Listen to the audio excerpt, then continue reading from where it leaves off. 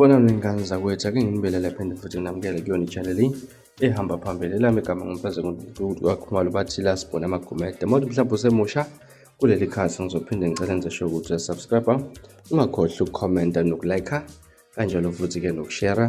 Okuyikhona okukhulu kunakho konke. Wey'ngane zakwethu, umculo maskandi igcokamele isho umthandeni seziphendulele kulabantu abahlezi bamkhuluma kabi enkundleni zokuxhumana ukuthi akakwazi ukuzibonga. Kunamahebezi laphana seziyafika kuyena umthandeni ukuthi bathi akakwazi ukuzibonga.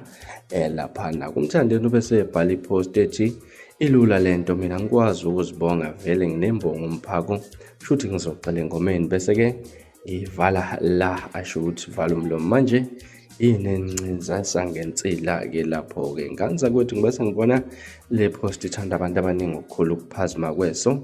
Laphana-ke abantu abaningi baphawula-ke kuyona le post.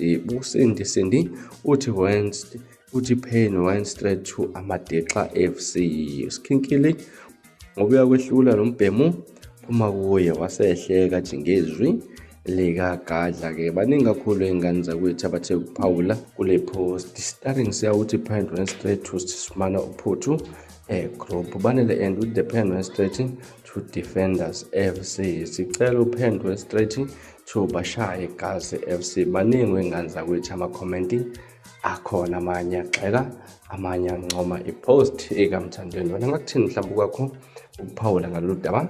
Hlala no comment section ngizolwakho uvo ngalolu daba.